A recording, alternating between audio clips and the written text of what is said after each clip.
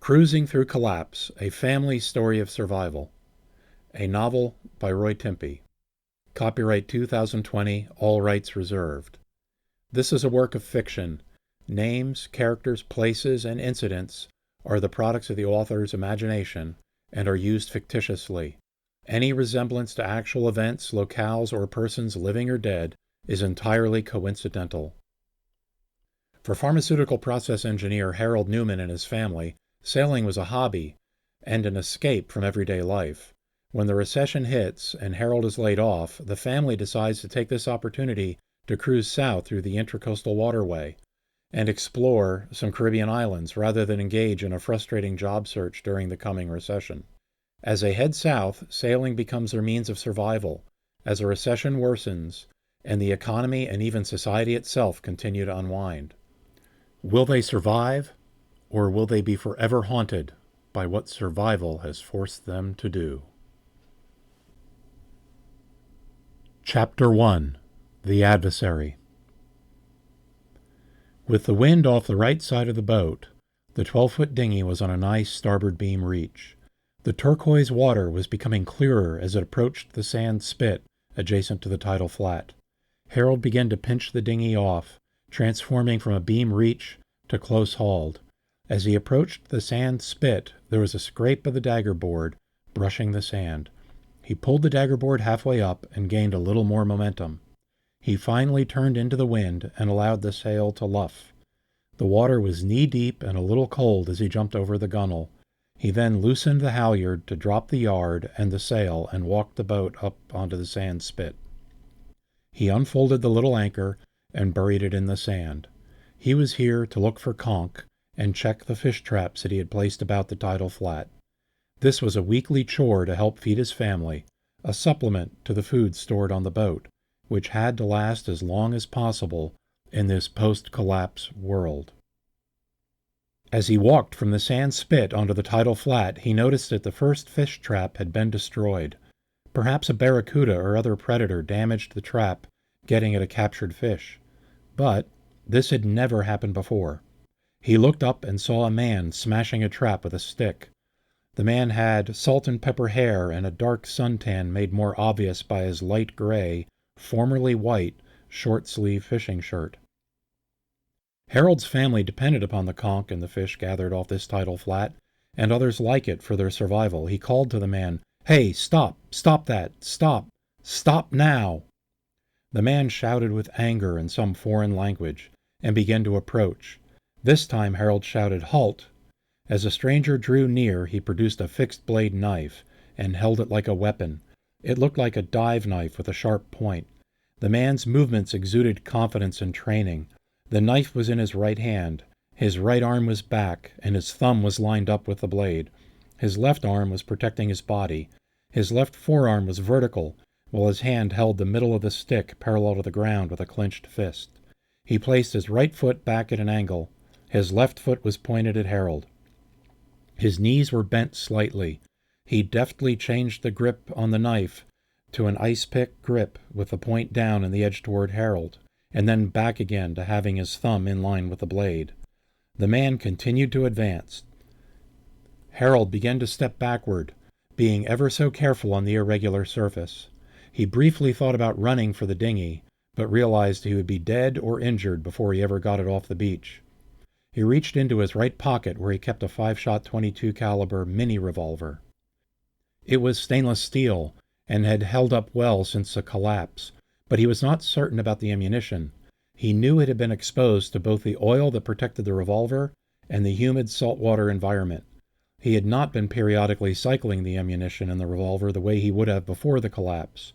Pristine ammunition had considerable trading value in this new world. He also knew that even a small knife wound would likely be fatal in the current situation.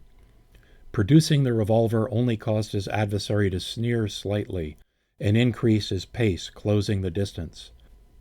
The revolver's diminutive size gave it an undeserved diminutive deterrence effect. The small caliber and short barrel demanded that the shot be very well placed. The same short barrel made precise shot placement difficult. Harold focused on the front sight and aimed at the man's left hip. He knew from experience with paper targets that the smooth bird's head grips would cause the point of impact to be high and to the left. He squeezed. With a click, the little revolver announced to the world that the ammunition had been compromised. The adversary, now about 15 feet away, grinned a little, and Harold thumbed the hammer back to expose the next round. Hard focus on the front sight. He squeezed the trigger again, keeping the same aim point. The revolver barked, the smooth grip slid back a little in his hand. The man flinched a bit, and some red shone on his fishing shirt. The shot was in the middle of the torso, near the diaphragm. It was unclear if it was above or below the diaphragm. He thumbed the hammer and squeezed again. This time there was no recoil. A poof sound and some smoke wafted between the little revolver cylinder and barrel. Harold knew he had a squib load. Attempted thumbing of the hammer again confirmed this. The cylinder would not rotate. The round had a fouled powder charge, and the bullet was jamming the cylinder. Perhaps it was just as well. Had the bullet gone completely into the barrel, it would have been dangerous to follow it with a good round. With a now angrier, knife-wielding opponent, perhaps not following the squib load with a good round was also dangerous. His adversary smiled and rapidly approached with the knife. Harold pocketed the revolver and turned for a full run back onto the sand spit. Distance is your friend, he thought to himself. Harold produced his own lockback folding knife. His adversary was wounded. All he had to do was not get killed or wounded while his adversary bled out. If the wound was above the diaphragm, it would even progress more quickly. At this point, Harold was trapped on the beach and could not gain more room to maneuver without getting wet. He could go to the tidal flat and wade in potential muck, or he could go on the other side of the spit where it rapidly got deep. Swimming on the deep side might allow his attacker to keep him at bay, treading water. He went for the tidal flat. He waded into knee-deep water. He managed to get past his adversary and onto the main part of the little island, with only losing one sandal to a patch of mucky sand. The main part of the island had the remains of a cinder block building. The slab had a tile floor. Cinder blocks from the walls were scattered around. The roof and roof trusses were totally gone, most likely washed away in the hurricane that destroyed the structure. The tile floor looked sound. It looked like you could rebuild the building on the slab without replacing the floor. His adversary was catching up, but moving more slowly than he had at the start of their encounter. Harold encountered sand spurs on the wispy grass and the sand. These little burrs dug into his sandalless foot. His adversary was moving slower, with the red stain growing on his shirt. He just had to keep the man moving, keep his blood pumping, without exposing himself to injury. His adversary started to eye Harold's dinghy. This caused two immediate thoughts. First, how had the man arrived here? Second, if his adversary loosed his dinghy from the shore, it would blow into deep water, and Harold would be stuck here. His family, some 10 miles away, has no second boat to mount a search for him. Harold ran back to the sand spit, grabbed the anchor, and pushed the little dinghy off the sand. He scrambled into it and grabbed an oar to fend off his adversary. The wind pushed the dinghy out into deeper water. Harold hauled the halyard, lifting the sail, and pointed the dinghy near the wind.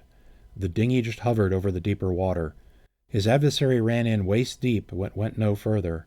Perhaps he decided not to swim with his wound, Harold thought to himself. This waiting game lasted quite a while.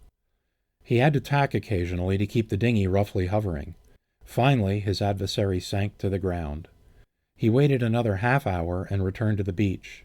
Using one of the 7-foot oars, he poked his adversary hard to gauge for a response. There was no response. Harold had no desire to be killed by a man playing possum. He used the oar to knock the knife away from his adversary's hand. A few more pokes convinced him that his adversary had passed. He stared at the man he had killed, a man created in God's image. Harold was both sad and angry. He was sad that he had killed for the first time, and he was angry at the stranger for putting him in this position. Why had the man responded with hostility when he just wanted him to stop destroying the fish traps? Wouldn't everyone understand at least one of the words, stop or halt? Why did he produce a knife? What was he doing here? Was he just looking for food and didn't understand how to open the traps? Did he think he had a property right to the tidal flats and Harold was intruding?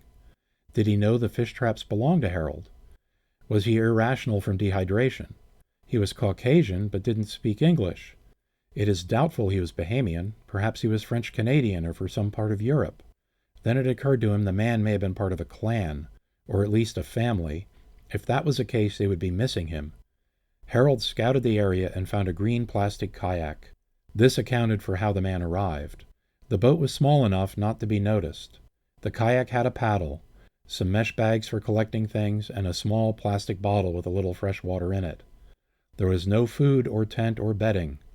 This suggested a larger boat or base camp somewhere.